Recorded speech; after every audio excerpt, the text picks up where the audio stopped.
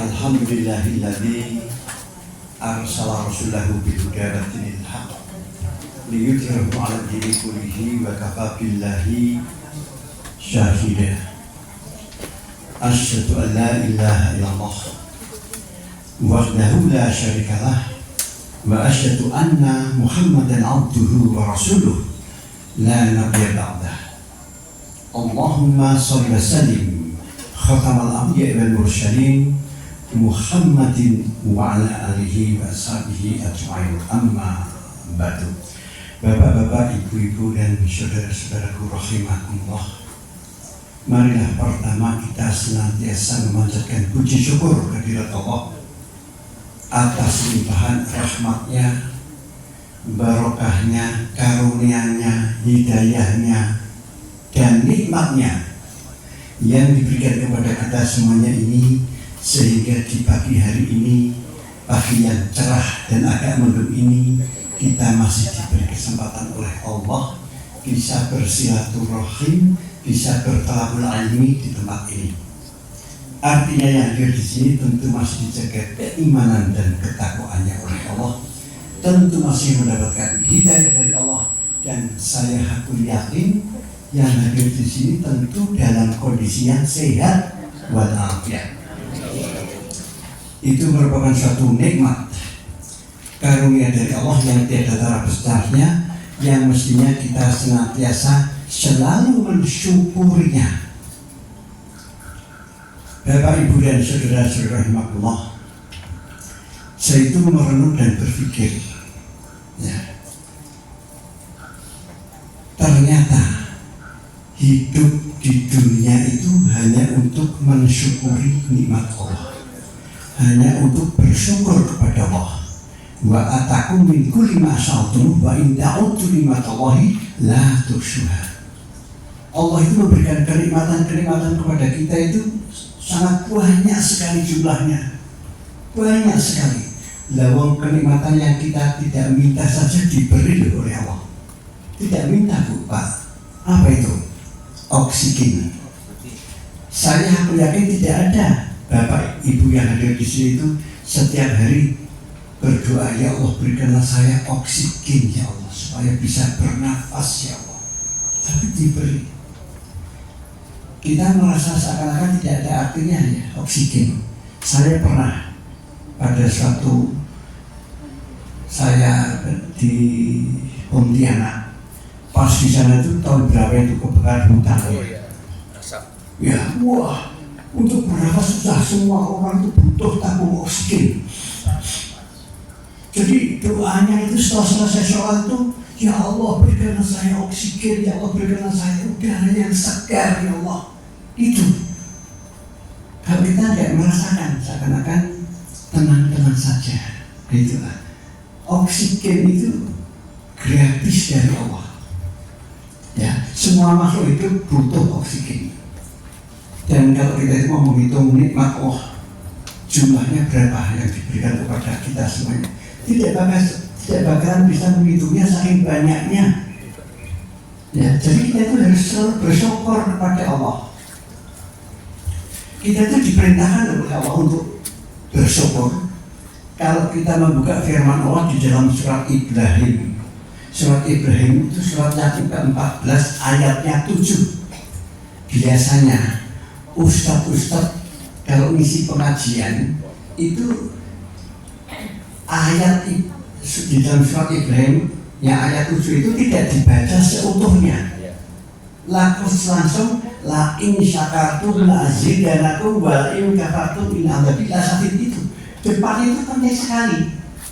Wa ista'adzana rabbukum, ketika Allah itu mengumumkan atau ketika Allah itu memberikan instruksi, ya, memberikan instruksi. Pengumuman itu kan pasti penting, Bu. Kalau tidak penting tidak akan diumumkan. Instruksi itu penting, ya. Kalau di dalam pemerintahan kita sering mendengar impres, instruksi presiden, itu wajib dilaksanakan. Demikian juga ini ayat ini, ya. Ketika Allah itu memberikan instruksi atau mengumumkan, Siapa yang selalu mensyukuri nikmat Allah akan ditambahi dengan kenikmatan yang lebih banyak lagi. Tapi siapa yang kufur terhadap nikmat Allah, kata Allah, sungguh azabku atau siksaku amat sangat pedih. Nah itulah, ya itu penting sekali. Itu artinya kita itu hidup itu hanya untuk bersyukur kepada Allah. Tapi cara bersyukur itu seperti apa? Yang ada tuntunannya di dalam Al-Quran. Kalau kita membuka firman Allah di dalam surat An-Nahl. Surat An-Nahl itu surat yang ke-16, ayatnya 114. Washkuru nikmatallah in kuntum iyyahu ta'budun. Syukurilah nikmat Allah, ya. Syukurilah nikmat Allah dengan jalan hanya kepadamu lah ya Allah kami ini mengabdi atau kami ini beribadah. Itu artinya Bu, Pak, kita beribadah itu dalam rangka mensyukuri nikmat Allah. Kita beribadah itu dalam rangka mensyukuri nikmat Allah. Nah, sekarang kalau kita membuka firman Allah di dalam surat Al-Dhariyat, surat Al-Dhariyat itu surat yang ke-56, ayatnya 51. Wa ma khalaqtul jinna wal insa illa liya'budun. Nah, saya itu sering risih kalau melihat running tag di TV dalam bulan Ramadan khususnya menerjemahkan itu tadi. Wa ma khalaqtul jinna wal insa illa liya'budun. Ya, Allah mengatakan tidak akan aku ciptakan jin dan manusia kecuali hanya untuk bersujud kepadaku. Ada lagi running tag di stasiun TV yang lain, tidak akan aku ciptakan jin dan manusia kecuali hanya untuk menyembahku. Sujud dan menyembah itu sholat. Kita sholat itu sujud. Sudah sujud belum? Ya, menyembah Allah itu sholat. Seakan-akan ibadah itu hanya sholat. Ibadah itu tidak hanya sholat. Atau saya mengatakan ibadah, ya itu ada dua macam, ibadah mahdhah dan ibadah ghairul mahdhah. Ibadah mahdhah itu persoalan sholat, puasa, zakat, haji. Sudah jelas ibadah mahdhah itu. Persoalan akhirat, hablum minallah. Ibadahnya kedua adalah ibadah ghairul mahdhah, urusan dunia, hablum minanas. Saya juga sering risih kalau orang membagi ibadah itu dua, yaitu ibadah mahdhah dan yang atau begini, ibadah dan muamalah. Seakan-akan muamalah bukan ibadah. Kok ibadah dan muamalah? Padahal semuanya itu ibadah. Ya kalau ibadah mahdhah sudah jelas sholat, puasa, zakat, haji. Ibadah ghairul mahdhah apa? Seperti Bapak Ibu rawuh di tempat ini. Kalau nawaitunya niatnya itu bersilaturahim. Nabi mengatakan la yadkhulul jannah qadiyarahim. Tidak bakal masuk surga orang yang tidak senang dengan silaturahim. Sehingga saya yakin Bapak Ibu yang rawuh di tempat ini, kalau mempunyai niatan untuk bersilaturahim, insya Allah semuanya itu ahli surga. Yang lain lagi, hadis yang kedua tentang silaturahim. Man sarhu anjun sa'afi umrihi wa yusatafi rizqihi falyasil rahimah. Siapa orang yang senang silaturahim akan dipanjangkan umurnya dan akan dilapangkan rizkinya. Oh, luar biasa tuh Bu. Orang yang senang silaturahim itu ibadah ghairul mahdhah itu. Diberi panjang umurnya dan dilapangkan rizkinya. Nah, itu mendatangkan bahwa kita itu orang-orang yang bertakwa. Nah inilah Bapak Ibu dan saudara rahimakumullah. Oleh karena itu marilah kita di dalam hidup ini hanya untuk bersyukur kepada Allah. Makanya kalau kita itu melihat fenomena yang terjadi, seperti saya masih ingat bulan Agustus tahun yang lalu, ketika ya digaungkan Indonesia akan kena musibah yang dahsyat sekali, yaitu megatrust. Masih ingat ya? Megatrust itu gempa bumi yang amat sangat dahsyat, konon 9,9 skala Richter. Bayangkan di Bantul itu dulu tahun 2006 itu hanya 6, kalau 9 itu terus mau jadi apa? Bingung. Komunitas-komunitas yang kaitannya dengan kebencanaan menyelenggarakan simulasi di beberapa tempat, termasuk Muhammadiyah juga menyelenggarakan simulasi kalau itu terjadi terus harus bagaimana. Tapi juga ada sebagian masyarakat yang apatis. Itu kan takdir Allah. Kalau Allah sudah kun fayakun, kan sudah terjadi. Saya mengatakan, Pak, Bu, takdir itu kalau sudah terjadi. Kalau belum terjadi bukan takdir. Makanya Nabi mengatakan, la yaqul qadara illa doa. Takdir itu bisa berubah dengan doa. Doa lanjut dengan usaha dan ikhtiar. Baru tawakal kepada Allah. Bukan kok ujuk-ujuk, pokoknya takdir dari Allah. Takdir itu bukan urusannya manusia. Takdir itu hak prerogatif Allah. Urusannya manusia itu apa, Bu? Ikhtiar. Wal akham sadiratu an ibati kula baqadha ila baqadari wa rasalil ibati ila ikhtiar. Ini jadi manusia itu harus mikir ikhtiar kok mikir takdir gitu ya. Nah itulah. Nah, kalau itu terjadi itu jadi begini, Bu. Musibah atau bencana itu ada 3 macam, 3 tingkatan. Yang pertama itu peringatan Allah atau teguran Allah. Kita banyak melakukan perbuatan dosa, melanggar agama, ditegur oleh Allah. Ya. Yang kedua itu ujian. Orang-orang yang beriman itu pasti selalu diuji, tidak bisa lepas dari ujian Allah. Nabi saja juga diuji kok. Ya. Yang ketiga itu yang namanya azab. Itu kalau Allah sudah murka. Ya, sekarang yang menjadi pertanyaan bagaimana Allah kok murka? Ya. Ini sebelum saya menjelaskan Allah murka, kalau kita membuka firman Allah dalam surat Al-Isra. Surat Al-Isra itu surat yang ke-17, ayatnya 58. Wa in qaryatin ila nahnu mulka qabla yaumal qiyamah aw mu'adzibu 'adzaban syadida kana dzalika fil kitabi mastur. Allah berjanji, Pak, Bu ya. Dan Allah tidak bakal ingkar janji. Ya. Apa janji Allah? Seandainya penduduk suatu negeri itu negara, ya, melakukan perbuatan durhaka kepada Allah, Allah tidak akan mendiamkan, Allah tidak akan membiarkan, Allah akan mengazab penduduk itu dengan azab atau siksa yang amat sangat pedih qabla yaumal qiyamah, sebelum hari kiamat.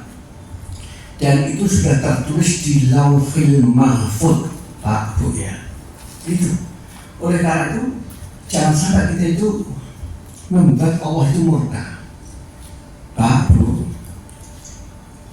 sebenarnya ya larangan Allah ya itu pertama kali melalui lisan. Seperti Bapak Ibu misalnya terhadap putranya atau wayahnya ya, cucunya, nak ngiliki misalnya cucunya itu dolanan sing dudu dolanan. Ya, dudu dolanan kok dudu dolanan. Misalnya kamera sing harganya mahal sekali. Bapaknya fotografer ya, 5 kamera yang mahal sekali dengan lensa yang ya super mahal juga. Timbul dolanan. Pasti pertama kali lengiliki itu dengan lisan. Terus betul. Orang langsung digebuk toh. Ojo le, ojo. Nah itu, ojo. Ya, ojo nanti pengen telu. Wah kok ngayal toh. Baru dicetok mungkin, atau disontek mungkin. Merasa dikandani. Tetap ngayal terus. Nah, suwe-suwe rodo gede ya le penalti si bapak tadi itu suwe-suwe digebuk mungkin ya, jengkel tenan Wis pokoknya dolanan malah dolanan.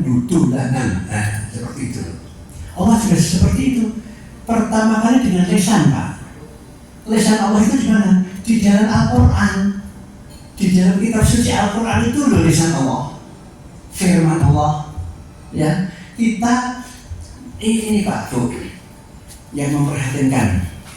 Yang prihatin bukan hanya saya, Nabi sudah prihatin persoalan Al-Quran.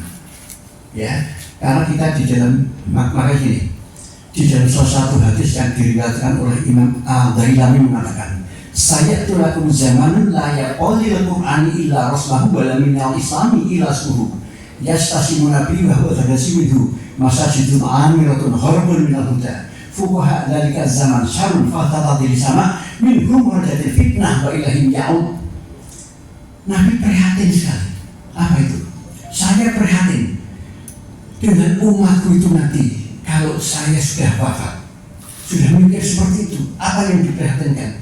Umatku itu nanti Quran itu menggawacanan menjadi bocor, tidak dimengerti arti terjemahannya, min diwaca tok. Nah itu loh. Sekarang banyak seperti itu. Udah moco target katam, balani meneh target katam, balani meneh target katam. Mau sing ngapalke apal Quran ini ora dong ngartine. Nah itu yang diperhatikan Nabi. Al-Quran, kalau Al-Quran itu diwaca kata Nabi, nanti Quran itu tinggal tulisan. Padahal Quran itu bukan seratan, beda dengan buku, beda dengan koran majalah. Al-Quran itu firman Allah. Firman Allah itu meskipun bukan dipun laos, ini diamalki di dalam kehidupan kita sehari-hari. Karena Allah menjadikan Al-Quran itu sebagai hudal linnas wa bayyinatin minal huda wal furqan.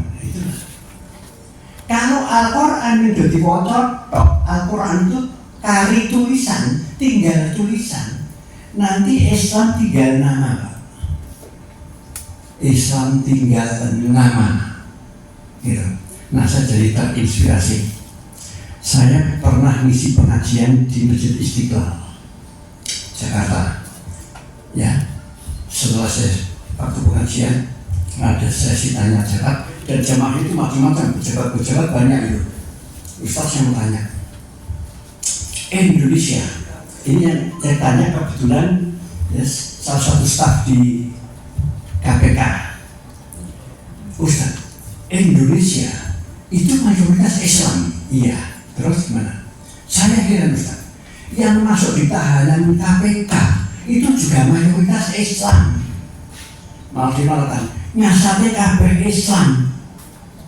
Kok bisa begitu Ustaz? Do korupsi. Ya, saya pertama kali menjawabnya begini, tapi ini saya hanya sepintas saja. Kalau saya jelaskan panjang lebar.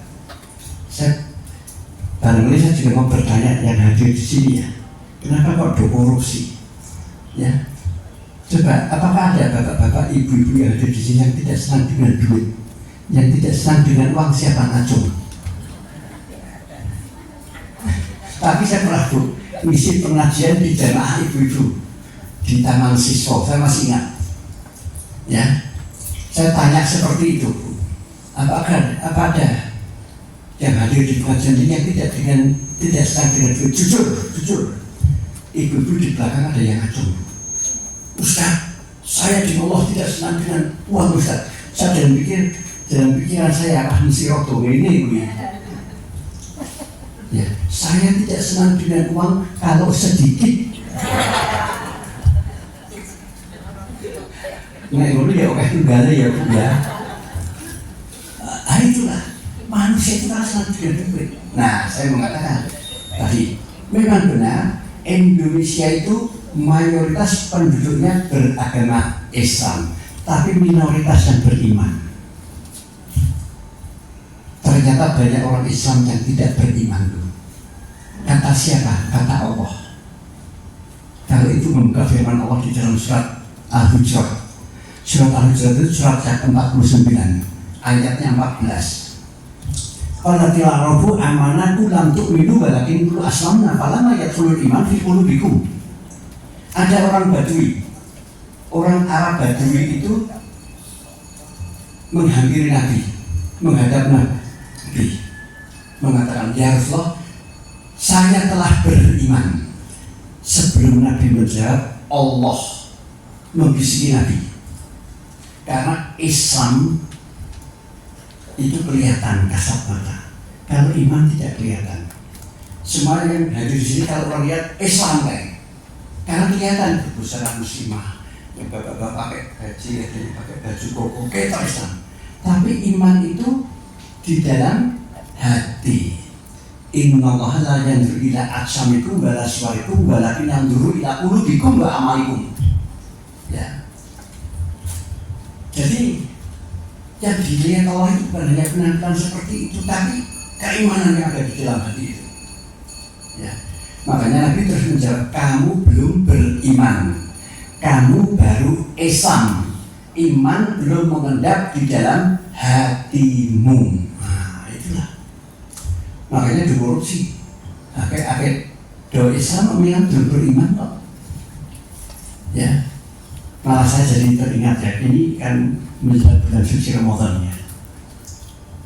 Sebentar lagi masuk bulan suci Ramadan. Ternyata Pak, orang Islam itu tidak diperintahkan untuk berpuasa.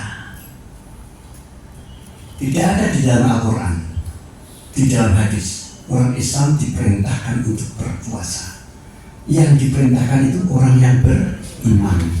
Ya ayyuhalladzina amanu. Ya itu, saya berpikir orang Badui yang selalu berjamaah makmum Nabi, selalu ikut majelis taklimnya Nabi, sama Nabi dibilang belum beriman, baru Islam. Apalagi kita tuh yang jauh bedanya dengan Nabi, belum pernah ketemu Nabi. Itu saya merenung seperti itu. Ya, oleh karena itu marilah Bu, jadikanlah diri kita, ya, pribadi kita itu menjadi benar-benar orang yang beriman, orang yang atau Islam. Salat orang yang sekedar menggugurkan kewajiban. Kita banyak nih Bu, salat yang menggugurkan kewajiban seperti salat. Tapi benar-benar salatnya itu bermakna tenang kebutuhan kita, ya, karena kita mensyukuri nikmat Allah. Bapak, Ibu, dan saudara-saudara rahimakumullah, saya setelah pensiun ya cukup lama, setelah lansia, ya usia saya sudah 7+, ya itu kan banyak nganggur sudah nggak kerja, menang rumah terus saya itu berpikir seperti ini, ternyata ya coba panjenengan nanti tidak mendengar Ustadz seperti apa yang ingin saya sampaikan, karena saya belum pernah mendengar Ustadz seperti apa yang ingin saya sampaikan. Ternyata hidup di dunia itu hanya di antara waktu sholat. Itu hidup di dunia. Hidup di dunia itu kan hablum minallah, hablum minannas. Ketika sholat hablum minallah, urusan akhirat. Ketika selesai sholat hablum minannas, urusan dunia. Engkau ketemu sholatnya hablum minallah. Jadi hidup di dunia itu hanya di antara waktu sholat. Saya yakin Pak Bu, kalau saya ceramah di mana-mana sering anggapan orang. Ini saya itu pernah ngisi ceramah di pondok pesantrennya Ustadz Umar Budiargo, ya Taruna Al-Quran. Di depan santri-santrinya saya bertanya sama santri-santrinya, masuk surga dengan masuk neraka mudah mana? Kok ini mudah neraka? Saya heran. Masuk surga itu sangat mudah Bu. Kita bisa husnul khotimah itu sangat mudah Bu. Makanya Nabi kan berjanji, karena masuk surga itu mudah, saya akan masuk surga setelah umatku semuanya masuk surga. Nabi berani berjanji seperti itu loh Bu. Pak, Ya, masuk surga itu mudah sekali. Masuk neraka banyak yang bayar. Mabuk-mabukan whisky itu mahal sekali loh Bu. Yang asli ya beli whisky itu mahal sekali, satu sloki itu, satu botol itu. Ya, judi nggak ada judi yang gratisan. Tapi amalan masuk surga itu banyak yang gratisan, gratis. Lalu amalan yang paling dicintai Allah itu as-sholatu ala waqti, haji. Sholat bukan hanya sekedar sholat tepat waktu, di awal waktu. Jadi bukan in time, tapi on time. Kalau orang yang sudah pensiun nang rumah, ibu-ibu hanya sebagai ibu rumah tangga nama, orang yang di awal waktu kebangetan. Itu ganjarannya gede tenang. Sekarang naik ganjarannya gede, tur gratis. Ya, zikrullah ala kulli halin. Zikirlah kepada Allah dalam situasi dan kondisi macam apapun. Kalau saya jadi ibu sering memberikan contoh seperti ini. Ibu-ibu yang sebagai ibu rumah tangga mau berbelanja, jalan menuju pasar selalu zikir, setiap langkah subhanallah, subhanallah, alhamdulillah, alhamdulillah. Orang saat dihitung, sak mampu nih sak hotel. Allah tekan pasar, belanja, pulang, zikir mana subhanallah, subhanallah, alhamdulillah, alhamdulillah, akbar, tekan rumah. Goreng seng, subhanallah, subhanallah, alhamdulillah. Wah, dikulah aku halim. Wah, ganjarannya bukan kalau panjangnya bisa berapa puluh tahun, ganjarannya tenang itu loh. Dan saya yakin kalau panjenengan itu daripada tutup itu hanya menunggu bos pikir itu bisa menyelamatkan panjenengan. Misalnya kalau layatan, kalau jagung manten atau majelis taklim itu untuk bisa ngerasani kalau tonggolinggo. Saya tak ngerasani karena saya pernah dicurhati seorang jamaah pengajian, Ustaz kalau saya pengajian malah banyak dosa ya, gimana ya? Loh kenapa? Tidak ngerasani. Demi ngerasani. Kalau mau diem rapenya, mau respon rapenya, jangan. Makanya dikir tidak dijarin dulu subhanallah, subhanallah. Wah, karena kan mesti maafin aku dan pakai dikir. Itu. Jadi itu masuk surga itu gampang sekali. Husnul khotimah itu gampang sekali. Kalau panjangan itu ya berpendapat bahwa hidup di dunia itu di antara waktu sholat. Sholat satu dengan sholat yang lain. Kemudian saya juga berpikir, ternyata hidup di dunia itu menunggu waktu sholat. Ya kan? Khususnya yang sudah pensiun, yang belum pensiun saja juga bisa kok mengamalkan seperti itu. Ya, menunggu waktu sholat. Itu kalau kita lakukan pasti semuanya husnul khotimah. Itulah Bapak Ibu dan Saudara Allah, saya tadi juga mengatakan bahwa hidup di dunia itu tidak hanya untuk mensyukuri nikmat Allah. Allah itu heran dengan manusia, heran banget dengan manusia. Gumun. Kenapa kok gumun? Ya, sebelum saya menjelaskan kenapa kok gumun, saya akan menjelaskan begini. Allah itu sudah nitani manusia. Apa yang dititani Allah? Manusia itu selalu kufur terhadap nikmat Allah. Manusia itu selalu mendustakan nikmat Allah. Buktinya, kalau kita membuka firman Allah di dalam surat Ar-Rahman. Surat Ar-Rahman itu surat yang ke-55. Berapa kali Allah itu berfirman ayat itu sami. Fabi ayyi ala'i rabbikum tukadziban. Fabi ayyi ala'i rabbikum tukadziban. Nikmat Allah seperti apakah gerangan yang kalian dustakan? Nikmat Allah yang seperti apakah gerangan yang kalian dustakan? Di bulan baleni nganti ping 31. Itu kan kebangetannya manusia, Bu. Biasanya kalau kita kerja di kantor itu peringatan dari atasan itu paling 3 kali. Peringatan pertama, peringatan kedua, peringatan ketiga kena sanksi. Entah sanksi ini, entah di sekores, apa dipotong gaji, apa dipecat. Nah, ping 3 Tapi Allah sampai 31 kali itu kan kebangkitannya manusia toh Pak. Tuh, nggih.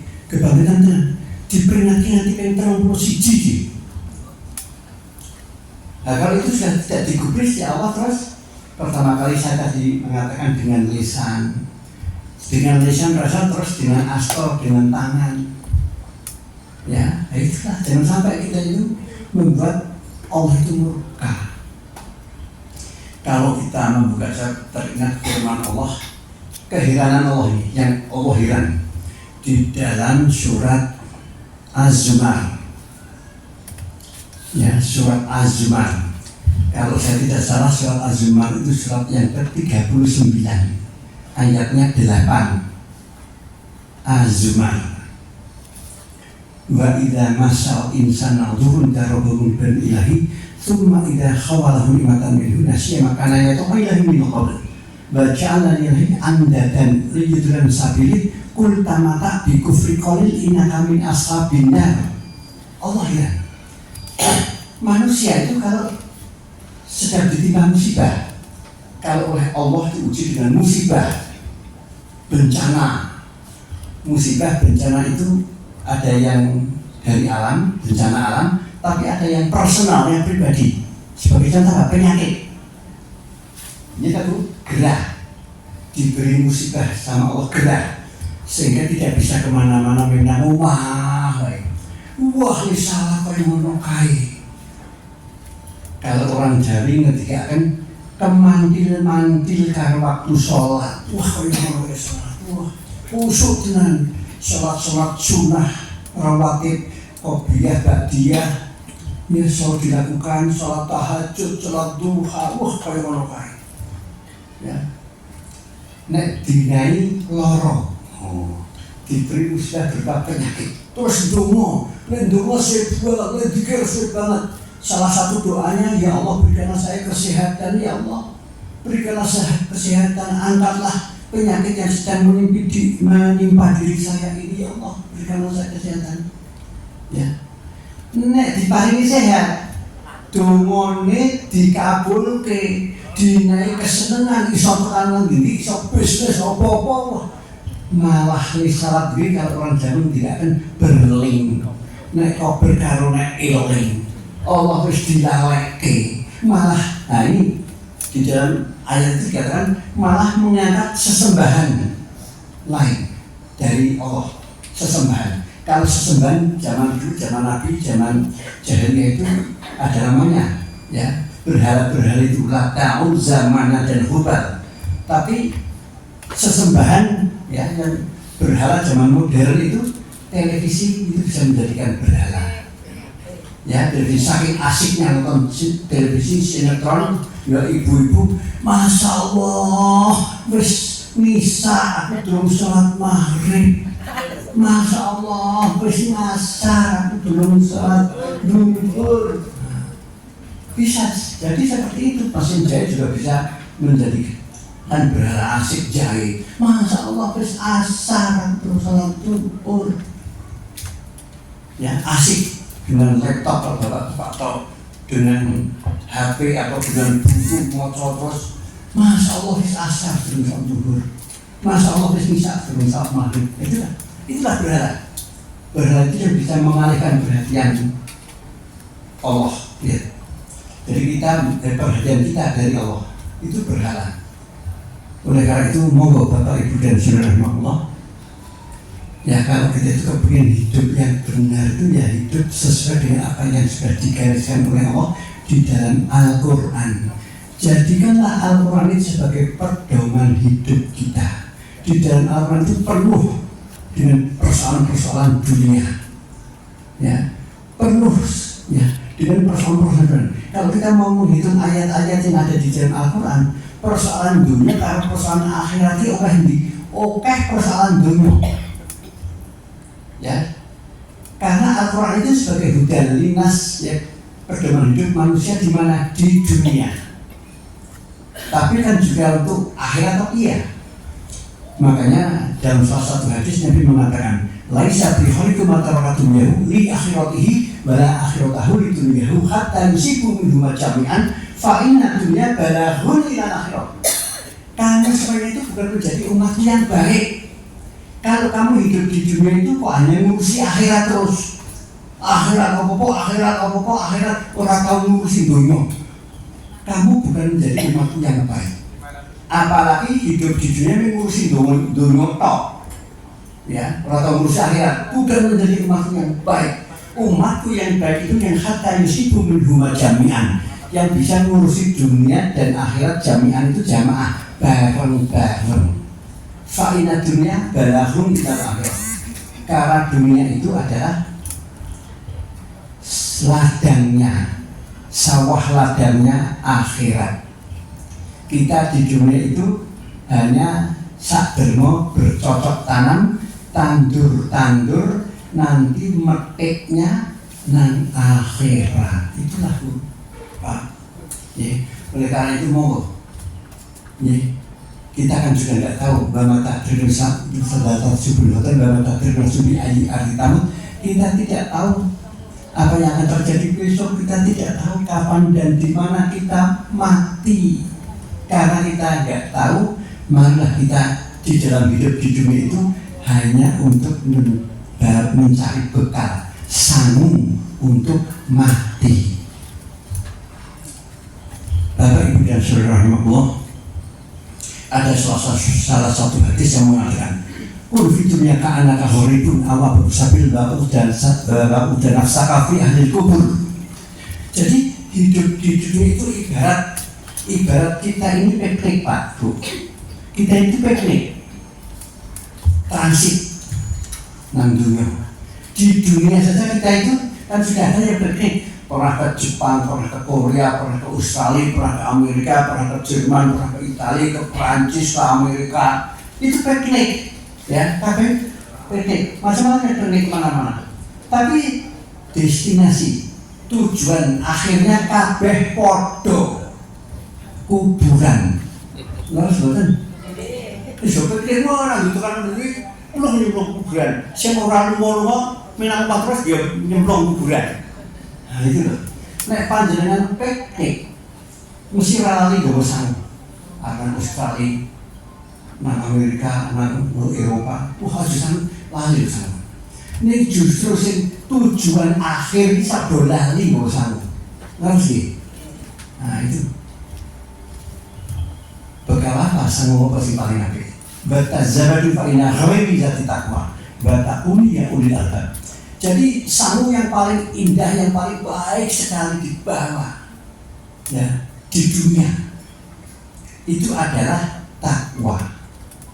Membawa sangu takwa, jangan pernah ditinggal takwa itu. Karena banyak di antara kita itu seakan-akan menggawa takwa ini nang masjid, ini nang majelis taklim menggawa takwa, ini nang mal takwanya ditinggal, ya. Nek nggawa takwa ki nek umrah apa kaji. Nek nang Jerman, nang Italia, nang Perancis, nang Amerika orang nggawa takwa. Ada orang seperti itu. Jadi takwa itu luar biasa Pak Bu. Kalau kita itu menjadi hamba Allah yang bertakwa, menjadi mendapatkan fasilitas yang luar biasa dari Allah. Ya. Wa man yattaqillaha yaj'al lahu makhraja wa yarzuqhu min haitsu la yahtasib. Jadi orang yang bertakwa itu dapat fasilitas apa? Makhroja. Ketika kita ini punya banyak masalah di dalam hidup, saya yakin Bapak Ibu ya di dalam hidup itu pasti semuanya itu mempunyai problem. Pasti semuanya itu mempunyai masalah. Entah masalahnya itu kecil, entah sedang, entah besar sekali. Semuanya punya masalah. Tapi kalau kita itu bertakwa kepada Allah, ketika kita mempunyai masalah yang sangat besar sekali, diberi makhroja. Makhroja itu pintu keluar untuk menyelesaikan masalah. Ibarat hanya membalikkan telapak tangan, kok bisa rampung ya, kok bisa rampung ya, gitu. Ini janji Allah. Masih ditambah Bu, masih plus. Yarzuqhu min haitsu la yahtasib. Allah akan memberikan rezeki dari jalan, dari pintu yang tak disangka-sangka, tak diduga-duga. Cukup untuk rezeki, cukup untuk rezeki, itulah itu janji Allah. Oleh karena itu mau kita jadikan ya diri kita ini menjadi benar-benar orang yang bertakwa kepada Allah, sehingga hidup kita ini seperti apa yang digariskan Allah. Ya makanya hidup yang benar itu ya hidup yang sesuai dengan tuntunan Al-Quran. Makanya orang Jawa itu mensikapi Al-Quran seperti Sunan Kalijogo, ya. Jadi Wali Songo begitu. Khususnya Sunan Kalijogo itu memberikan istilah untuk Al-Quran. Untuk Al-Quran itu ngaji, bukan mocok. Ngaji itu dikaji, ngaji itu dipelajari, itu mengkaji, orang mocok. Makanya saya masih ingat mbah saya dulu kalau sama cucu-cucu ngaji dulu, ngaji ayo ngaji. Orang ayo mocok dulu, mocok. Orang ngaji, mengkaji Al-Quran. Atau tadarus, terus dulu. Nah seperti itu dulu. Terus Al-Quran. Orang wis mocok. Quran ini janjinya orang ini diwaca, difahami, dimengerti, difahami, dan diamalkan di dalam kehidupan kita sehari-hari. Itulah isinya seperti itu. Kalau kita di dalam hidup mengamalkan Quran, makanya Nabi mengatakan, man ja'ala al-Qur'ana mamahu khattahu ilal jannah wa man ja'ala al-Qur'an khalfahu syaqahu ilana. Siapa orangnya yang di dalam hidup di dunia itu menjadikan Al-Quran itu sebagai imamnya? Kita semuanya itu makmum Al-Quran. Kita semuanya itu makmum Al-Quran, atau Al-Quran itu sebagai pemimpin kita. Kita semuanya itu sami'na atau kepada pemimpin, kepada imam. Ya, kalau kita bisa melakukan seperti itu, ya, nanti Al-Quran kata Nabi akan menggandengmu. Kita digandeng oleh Al-Quran, ya, menuju surga. Tapi kalau kita tidak menjadikan Al-Quran sebagai imam, malah kita meninggalkan Al-Quran di belakang kita genjri di depan Al-Quran, ya. Nabi mengatakan, karena imam di belakangmu, kamu tinggalkan, nanti Al-Quran itu akan mendorongmu, menjerumuskanmu masuk ke dalam neraka. Itulah Pak Bukit.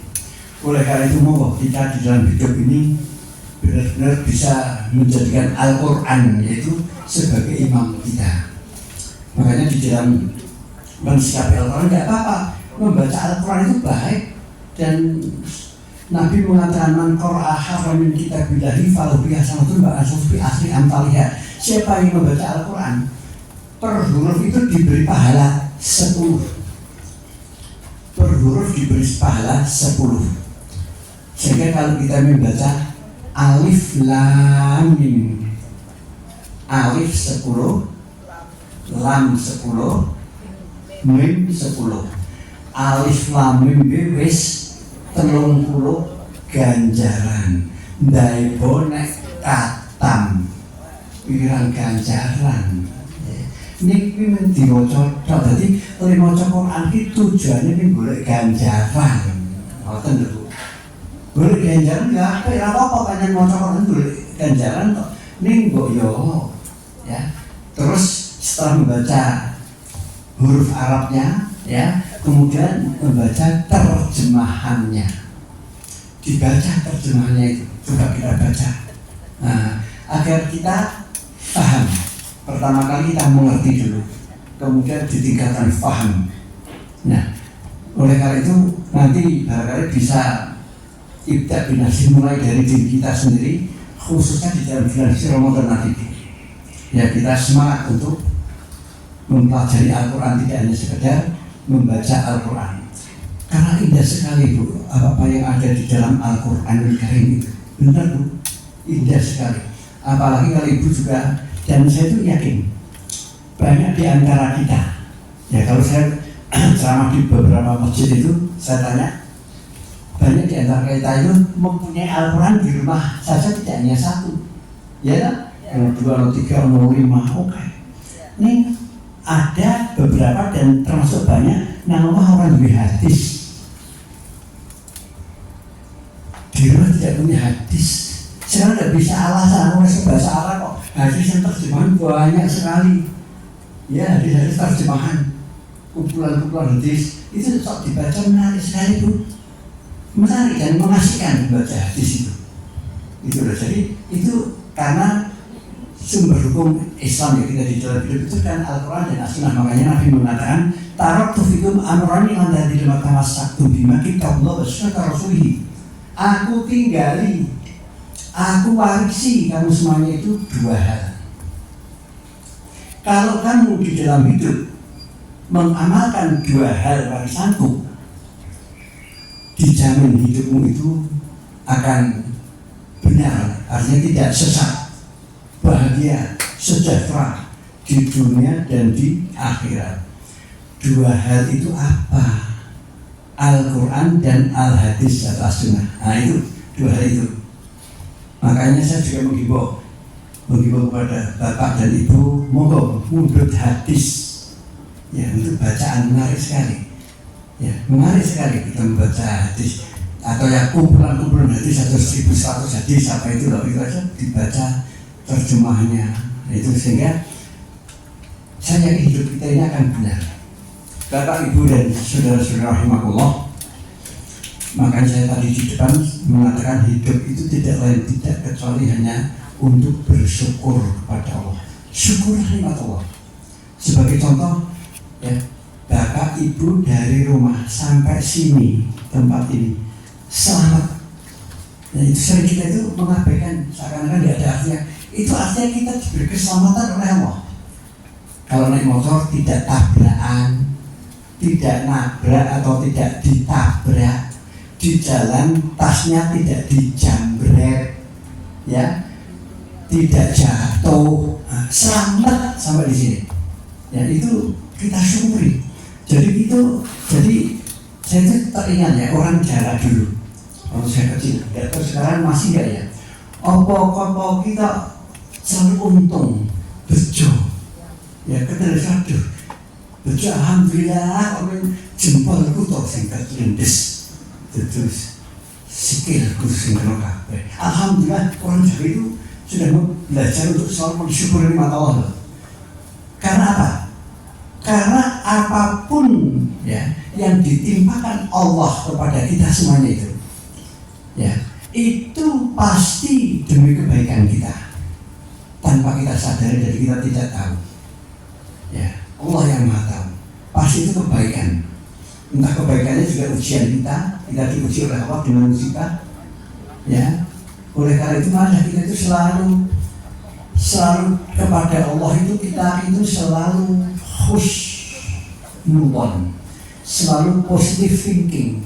Jangan sampai suudzon kepada Allah apapun yang terjadi. Ya, selalu husnuzon kepada Allah. Dan hidup di dunia, hidup di dunia itu kan hanya sekali, tidak dua kali. Karena ada salah seorang ustadzah, ya, ustadzahnya itu Nyai Haji Ahmad Dahlan Siti Walidah, ya, itu mengatakan hidup nang dunia iki sepisan. Karena hidup di dunia itu hanya sekali. Kita itu di dalam hidup harus serius, ojo mudulanan. Karena di dalam Al-Quran ada beberapa ayat yang mengatakan fa'inal hayati dunya illa la'ibun walahun. Urip nang dunya ini tunggu dolanan, sendau guro itu. Tapi kita jangan seperti itu. Kita serius, ya, hidup itu serius. Sehingga kita benar-benar kalau kita hidup serius ya kita di dalam hidup itu yang melaksanakan apapun yang dikehendaki oleh Allah, yang diperintahkan oleh kita laksanakan, yang dilarang oleh Allah kita tinggalkan. Sehingga hidup seperti itu persis seperti makna hidup yang ada di dalam surat Al-Dhariyat 58, ya, surat Al-Dhariyat surat yang ke-58 ayatnya 51. Lama khalaqul jinna wal insa illa liya'budun, beribadah. Sehingga tadi saya matur ibadah orang ini syarat khusus sahabat haji, tapi banyak ulama yang mengatakan yang namanya ibadah itu taqarrub ila Allah bimtisali awamiri wajtinabi nawahi la amali bima jadi syari. Ya, jadi hidup di dunia itu takarrub ila Allah, mendekatkan diri dengan Allah. Loh, Allah itu gaib piye nyedak. Kalau misalnya ibu kepingin nyedak karo gajah kan gampang. Nang kebun binatang gajah di awe-awe di karo rambanan ya daun-daunan moro. Nah is moro gajah wis cedak difoto jebret. Iki lho simbah cedak karo gajah. Nek cedak karo Allah piye? Ya, jadi takarrub ila Allah bimtithali awamiri wajtinabi nawahi amali bima ada syari. Mendekatkan diri kepada Allah itu dengan jalan melaksanakan apapun yang diperintahkan oleh Allah, meninggalkan apapun yang dilarang oleh Allah, dan hanya mengerjakan apapun yang diridhoi Allah. Makanya sering kemudian yang jadi meninggalkan urip nang dunya iki kami golek ridhone Gusti Allah, marbotilah untuk mendapatkan keridhaan Allah. Itulah hidup yang benar. Oleh karena itu monggo Bapak Ibu dan Saudara rahmatullah, kalau panjenengan bisa seperti itu, saya yakin bisa husnul khotimah semuanya. Terus restu loh. Ya, jadi untuk husnul khotimah gampang kok. Kita mensikapi hidup di dunia, ya, di antara waktu sholat. Ya, kita di dalam hidup di dunia menunggu waktu sholat. Kemudian zikrullah ala kulli halin, selalu zikir kepada Allah. Ya, orang yang beriman itu afdhalul iman man ta'allama Allah mahaka haitsu makunta. Keutamaan, ya, orang yang beriman itu bisa merasakan keberadaan Allah dimanapun kita berada, nanti wae merasa dekat dengan Allah. Kedekatan kita dengan Allah aqrabu ilahi min hablil warid, seperti di dalam surat Qaf. Allah itu dekat sekali, kedekatannya seperti urat nadi yang ada di leher ini. Mau apapun, insya Allah diberi jalan. Seperti saya,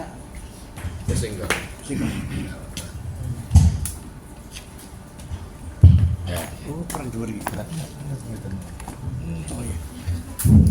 Seperti waktu saya sekolah di luar negeri, Pak, itu untuk memilih mata kuliah, karena masih asing kurang ngerti di sopo pelajari dari sini pada mau kurang ngerti, jadi masih buta. Itu saya libatkan Allah, selalu berdoa istikharah untuk memberikan petunjuk, ya Allah, minta petunjuk kepada Allah di dalam memilih mata kuliah, gitu. Jadi yang dipilih tepat, terus lulusnya cepat, nah, seperti itu. Jadi kita bisa berapapun aktivitas kita, apapun selalu melibatkan Allah.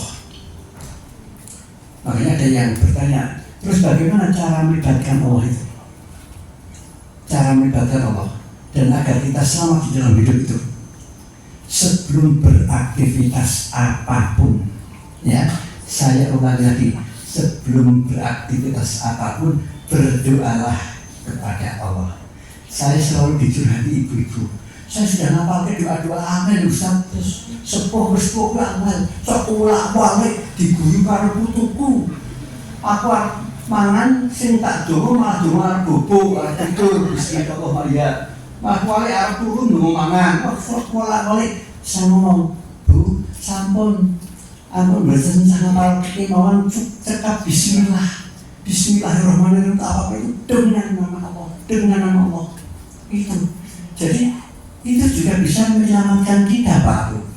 Kalau kita mau melakukan perbuatan dosa, terus dulu, masya Allah, sadar, mau saat minum whisky, Bismillahirrahmanirrahim. Itu loh, naudzubillah. Arab korupsi, bismillah. Jadi mau bekerja sampai di kantor, ndongo, sehingga orang bakal korupsi, ndongo. Ya, ndongo orang bakal judi. Ya, makanya ada hadis yang mengatakan la yajzani khina yazni bahwa mu'min la yasriku syarik khina yasriku bahwa mu'min la yasriku khamr khina yasrikuha bahwa mu'min. Ya, seorang orang yang beriman itu tidak bakalan minum whisky. Kalau dia minum whisky berarti tidak ada iman di dalam hatinya. Ya. Orang yang berjudi juga tidak, orang yang berjudi juga tidak ada iman di dalam hatinya. Ya, orang yang zina itu juga tidak ada iman di hatinya. Kalau ada iman, dia bakalan dia itu melakukan perbuatan bisa melanggar larangan itu, dia bakalan dilakukan. Ya, padahal kan kita semua sudah tahu. Fa'aqimi sholata inna sholata tanha 'anil fahsya wal munkar. Dirikanlah sholat. Kalau sholatnya khusyuk baik, bisa menghindarkan diri dari perbuatan fahsya wal munkar. Itulah makan Nabi itu berani, saya masuk surga setelah umatku semuanya itu masuk surga, baru saya yang belakangan. Karena mindset tadi masuk surga itu gampang kok. Di dalam Islam, di dalam agama itu Allah tidak mempersulit kok. Monggo Bapak-bapak, ibu dan saudara rahmatullah, baru di bekas sesi tanya jawab.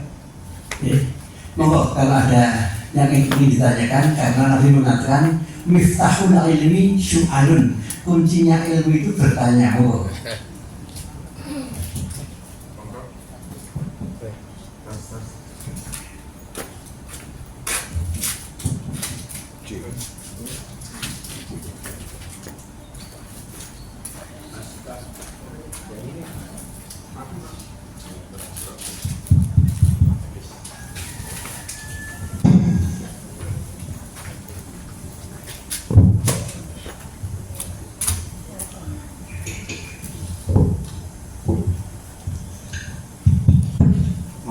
Assalamualaikum.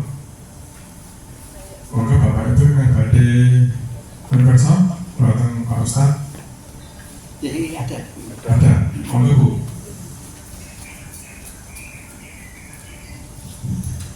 Assalamualaikum warahmatullahi wabarakatuh. Waalaikumsalam.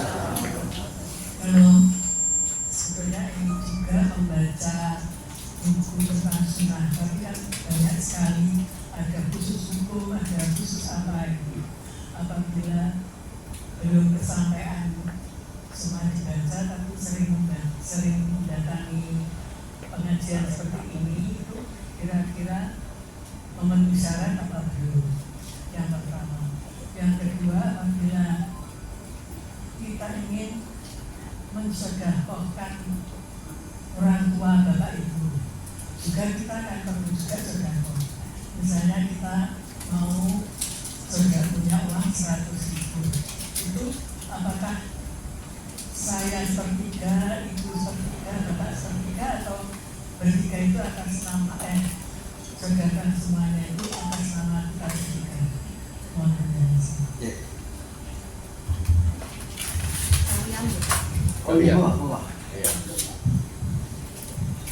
Assalamualaikum warahmatullahi wabarakatuh. Mohon penjelasan untuk maksud terjemahan dari surat Al-Imran ayat 7. Jadi isinya pokok-pokok Al-Quran itu ayat mukanat sama mukasabiyat, maksudnya gimana? Assalamualaikum warahmatullahi wabarakatuh.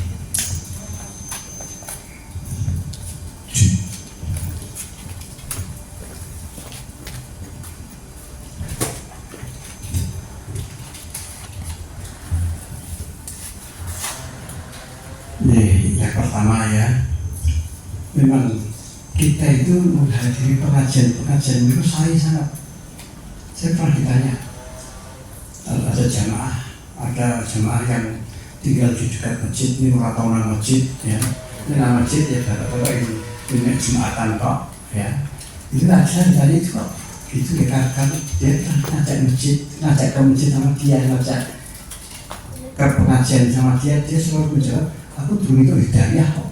Nah aku untuk hidayah tak mangkat ya. Hidayah itu dicari Pak Bro. Hidayah itu dicari, bukan datang sendiri golong-golong kok. Seperti rezeki ya, semua rezeki itu kan dari Allah ya, semua rezeki itu datang dari Allah. ini ya dicari. Jadi saya menjelaskan biar kita paham ya. Pada suatu saat Umar bin Khattab itu diwaduri sama jemaah di salah satu masjid. Wah, si Fulan itu loh, wah itu kalau bahasa oleh dungo suwe tenang. Kabeh wis berbubar wis nang ndi masih dungo terus. Tak kita ini selalu seperti oleh dungo suwe biar. Umar penasaran dungo apa to bentar iki dungo apa? Kok suwe banget kurasanan. Dia mengatakan dungo untuk mendapatkan rezeki harta benda. Ya, untuk mendapatkan rezeki. Ya, Umar mengatakan layak untuk ahli atau rezeki layakul Allah marzukni fakat alima nasamatun firu dahabat berarti total. Kowe mbok njaluk rezeki kaya ngono, kaya ngopo ora bakal Allah ki ngedunke emas karo perak harta sekolahane golong teflok nggono ora. Ya, terus pada waktu itu ada burung terbang. Lihatlah, tahu dipasang botol bitonan. Allah memberikan rezeki kepada burung, tidak kok Allah meletakkan jagung, meletakkan gabah, nanggon susu sarang burung. Tapi burung itu ya keluar dari sarang dengan perut kosong, pulang kembali ke sarang dengan perut isi. Artinya burung saja mencari rezeki. Nah, seperti itu. Hidayah juga demikian. Caranya untuk mendapatkannya ya menangani pengajian. Apa nang omah nyetel TV ya bisa pengajian untuk dapat hidayah. Gitu Bu. Ya jadi ini ya meskipun tidak hanya sekedar ini sunnah ya sunnah Rasul karena ini luar biasa loh. Man kharaja fi talabil ilmi kana fi sabilillah hatta yarji fil bait. Siapa orang yang keluar dari rumah niatnya mencari ilmu itu selama beraktivitas mencari ilmu di luar rumah itu jihad fi sabilillah. Padahal jihad itu puncaknya ibadah. Hatta yarji fil bait sampai pulang kembali masuk ke dalam rumah. Nah, itulah.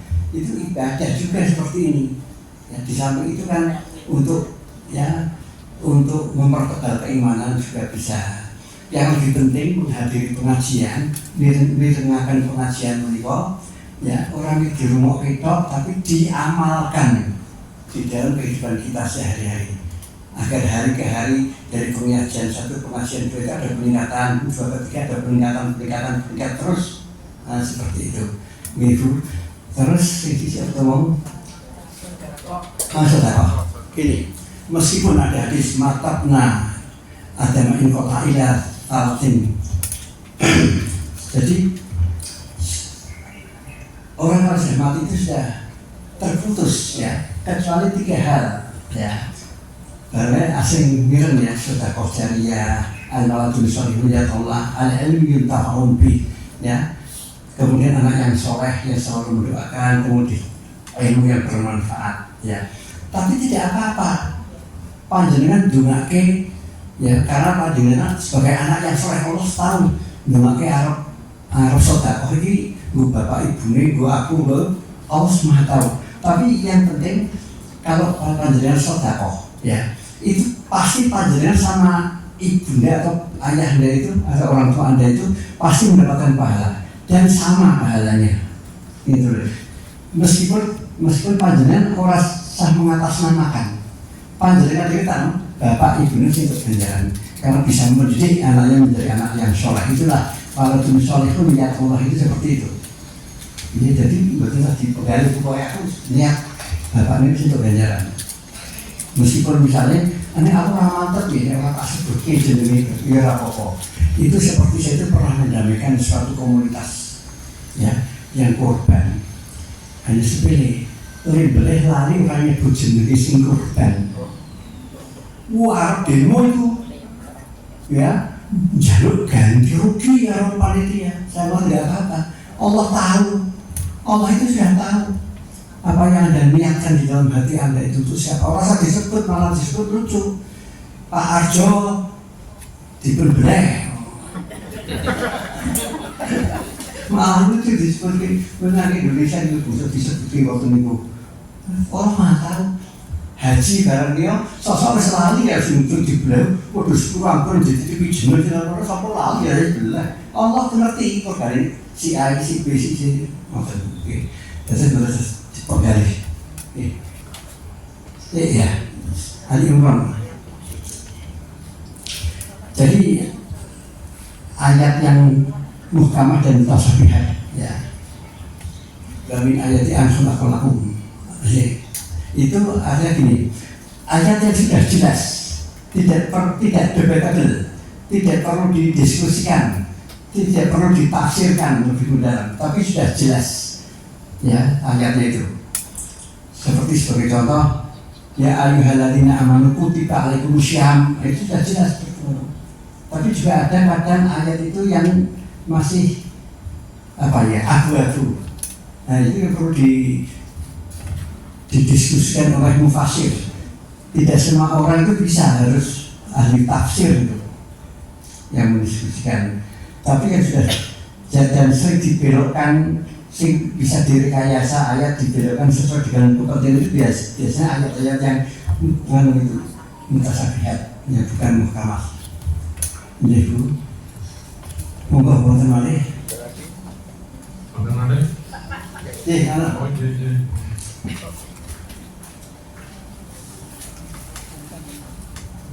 Bismillahirrahmanirrahim. Assalamualaikum warahmatullahi wabarakatuh. Waalaikumsalam warahmatullahi wabarakatuh. Mohon maaf Ustaz, ini di luar temanya. Boten menapa-menapa.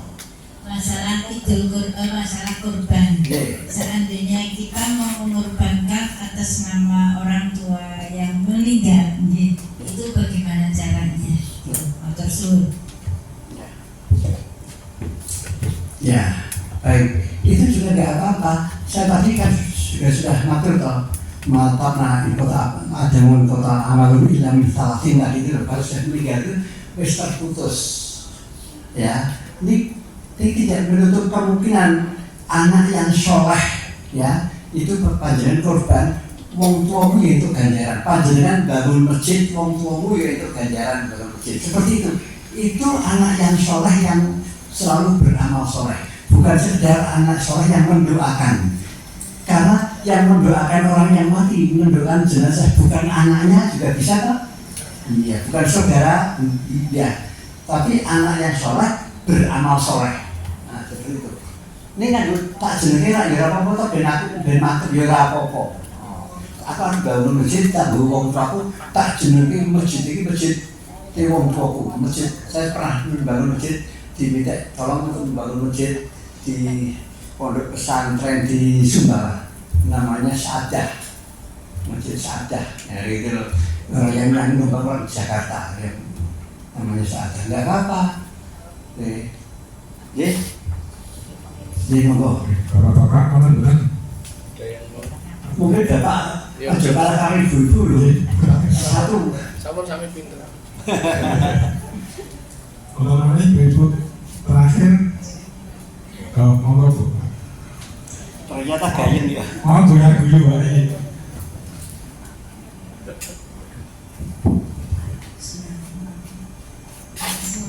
Saya cuma mau tanyakan yang jelas kita itu kan punya apa namanya dasarnya kan aturan dan hadisnya. Ya. Kalau kita punya jadi setiap orang kalau misalkan paling nggak mengakukan terus tentang yang hadis itu kan harus banyak banget gitu. Nah itu paling nggak kan Al-Quran kan jelas seperti itu satu. Nah itu paling nggak buku kan juga Al-Quran itu apa gitu mungkin. Ya gini Pak Bu, karena ada sebagian jamaah itu yang hanya mengatakan aku sih mantap karena Quran. Quran ini cekol firman Allah. Nah hadis Al-Quran. Ya, itu kan melalui rawi-rawi, ya ada sanadnya macam-macam, itu kan manusia itu, gitu. Nah Al-Quran jelas, harus kita pikirkan Al-Quran tok, orang iso, panjenengan tidak bisa hidup, tidak bisa beribadah makhluk tanpa hadis, ya. Al-Quran itu kan perintah, jadi begini Pak Bu, ciri ibadah makhluk itu ada perintahnya dari Allah. Ada perintah sholat, perintah puasa, perintah zakat, perintah haji ada, ya. Tapi tuntunannya, contohnya itu dari Nabi. Nah, gitu loh. Kowe bacaan Al-Quran ora iso, ya, dari Nabi. Nah, itu dari Quran dan hadis itu penting dalam kehidupan kita sehari-hari. Gitu.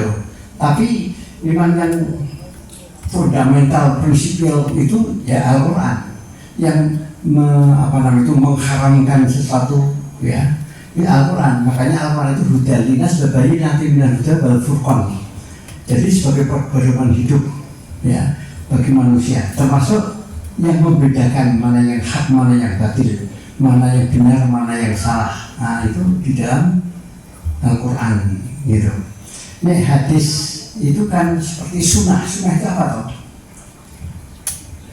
Ma'udhifa ala Rasulullah SAW min qaulin wa fi'lin wa takririn wa sifatin. Jadi yang disandarkan pada diri Nabi itu baik apa yang dikatakan oleh Nabi, diucapkan oleh Nabi, atau Nabi diam ketika sahabat melakukan sesuatu, itu artinya boleh. Maka padahal Nabi tidak melakukan. Seperti pada suatu saat Nabi itu di suatu Korea itu perdesaan dengan para sahabat. Di sana itu sedang bakar biawak, membakar dia dimakan. Nabi diaturi Nabi gak makan. Ini Nabi rani lagi. Itu artinya boleh. Itu diamnya Nabi. Ya itu. Kemudian juga sifat Nabi. Nah, terus begini. Ini saya tak cerita sedikit ya, sedikit. Ketika saya khutbah di salah satu masjid di Banda Aceh, khutbah Jumat, setelah selesai kita berbincang-bincang di ruang takmir. Masuklah seorang ustaz pakai gamis, pakai surban, jenggot panjang masuk. Assalamualaikum, semuanya menjawab. Waalaikumsalam, monggo. Sebelum duduk, ustadz itu mengatakan, seandainya Nabi itu masih hidup dan hadir di ruangan ini, semuanya diusir seluruh ruangan, kecuali saya. Ya, lihat penampilan saya, persis Nabi, ya, berjenggot, semuanya tidak ada yang berjenggot, klinis kabeh, pakai gamis, semuanya tidak ada yang pakai gamis, hanya pakai koko, pakai baju batik, pakai seperti pasti karena saya itu berpegang kepada sunnah secara kafah. Man rohiban sunnati fa'alai samiri. Nabi mengatakan siapa yang tidak berpegang kepada sunnahku bukan menjadi umatku. Saya kepingin menjadi umatnya Nabi. Kalian kan tidak. Oh gitu. Nah terus saya diam saja, terus saya ngomong, Ustaz maaf yang disaku itu apa?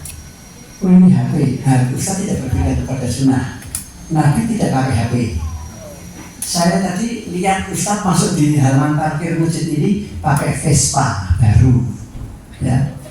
Iya, Vespa saya baru malah bilang gitu. Nah, Ustaz tidak berpegang kepada sunnah, musuhnya Ustaz pakai unta. Nah, itu pakai unta. Nah, itu. Jadi sunnah Rasul, ya, sunnah Rasul itu atas dasar kerasulan Muhammad, atas dasar apa? Wahyu, sunnah Rasul. Nah, beda dengan sunnah Muhammad. Karena sunnah itu kalau kita itu melakukan sesuatu, ya. Karena banyak orang yang berpikir kepada hadis yang mengatakan man ahdatsa fi amrina hadza ma laysa minhu fa huwa raddun, man amila amalan laysa amruna fa huwa raddun, man sana'a amran ala ghairi amrina fa huwa raddun. Siapa yang tidak melakukan sesuatu yang tidak saya perintahkan, kata Nabi, itu ditolak oleh Allah. Siapa yang membuat sesuatu yang tidak pernah saya perbuat, ditolak oleh Allah. Seperti itu. Nah, itu adalah di dalam ibadah makhluk. Karena di dalam fikih persoalan sunnah itu mayusabu ala fi'li bala yu'aqabu ala tarkihi, mayusabu ala fi'li bala yu'aqabu ala fi'lihi. Ya. Jadi kalau kita melakukan dapat ganjaran, kalau kita tidak melakukan tidak apa-apa. Contohnya salat sunnah. Sapa sing salat sunnah, sing salat tahajud untuk ganjaran, sing ora dosa, ora apa-apa. Poso sunnah, sing poso untuk ganjaran, sing ora poso ora apa-apa. Itu dalam hal ibadah makhluk. Tapi dalam ibadah khairul makhluk, Nabi mengatakan antum a'lamu bi umri dunyakum. Kamu lebih tahu daripada aku, kata Nabi. Ya, ini ada sedikit biarkan dengan paham. Ketika Nabi itu hijrah dari Mekah ke Madinah, pertama kali Ya pagi-pagi Nabi itu kepengen keliling kota Madinah, ngajak salah satu sahabat yang penduduk Madinah namanya Tolha. Ya aku berbicara melaku ndelok kota Madinah.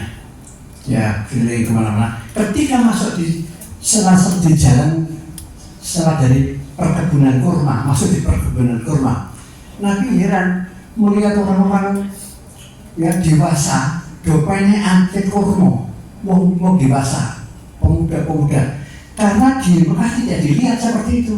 Biasanya simpenan kita cilik-cilik itu kok orang-orang dewasa dopanyaan. Nabi tanya kepada Tolha, apa tuh kayak? Dijawab oleh Tolha, mereka sedang mengkawinkan bunga kurma. Makanya Bapak itu kalau ke Mekah coba masuk di pasar kurma, macam kurma itu macam-macam dikawin-kawin gitu. Banyak kan itu pada tahun-tahun 500 sekian Masehi, peradaban Madinah sudah luar biasa, sudah ada rekayasa ya pertanian, itu namanya teknologi pertanian itu dikawinkan. Nabi mengatakan itu kan tidak bermanfaat, gitu loh. Karena tanaman ini bisa kawin dewi atau di negeri kawin dewi, kok tidak diturunkan, itu kan tidak bermanfaat. Nah, yang di atas pohon Nabi mengatakan tidak bermanfaat itu pada turun dulu. Terus Tolha bilang, dia mereka pada turun dulu, diparani sama Nabi. Wahai saudara-saudaraku, kenapa kok sampai pada turun? Tadi kan di atas pohon. Mereka serta menjawab, katanya tidak bermanfaat. Menarik sekali apa kata Nabi? Ingkana dzalika falyasnau fa inni inna donan fala tu'hadu bidzalimi walakin idza hadatsakum an syai'in fahudhu bihi. Tidak bermanfaat itu kan menurutku, menurut Nabi. Kalau menurutmu bermanfaat silahkan. Ketahuilah apa yang saya ucapkan, apa yang saya katakan atas dasar agama. Karena agama itu wahyu dari Allah, ikuti, jangan ya. Tapi apa yang saya katakan menurut pendapatku, kowe beda karo aku ora apa-apa. Itu kan sesuatu yang menarik. Untuk urusan dunia antum alam pinggir dunia kok mengerti kowe barangnya. Nah, makan dunia. Jadi sunnah itu seperti itu. Ya, jadi tadi saya minta kebetulan bocor hadis itu hadis yang barangkali bukannya kaitannya dengan ibadah maksudnya banyak itu dalam bermasyarakat seperti silaturahim, karena hadis sampai api banyak itu. Ya, jadi ngoten barangkali ini yang bisa saya sampaikan mudah-mudahan bermanfaat bagi kita semuanya. Di billahi taufiq wal hidayah. Assalamualaikum warahmatullahi wabarakatuh. Jadi moga doa saran. A'udzubillahi minasyaitonirrajim. Bismillahirrahmanirrahim. Alhamdulillahirabbil alamin. Allahumma shalli ala Muhammad wa ala ali Muhammad kama barakta ala Ibrahim innaka Hamidum Majid. Allahumma ighfir lil muslimina wal muslimat wal mu'minina wal mu'minat al ahya'i minhum wal amwat innaka sami'un qaribun mujibud da'wat. Allahumma arhamna haqqa warzuqna ittiba'ah wa arhamna ba'dina batila warzuqna ijtinabah. Rabbana la tu'akhidhna in nasina aw akhtana. Rabbana wa la tahmil 'alaina isran kama hamaltahu 'ala alladziina min qablina. Rabbana wa la tuhammilna ma la taqata lana bihi wa'fu 'anna waghfir lana warhamna anta maulana fansurna 'alal qaumil kafirin. Rabbana hab lana min azwajina wa dhurriyyatina qurrata a'yun waj'alna lil muttaqina imama.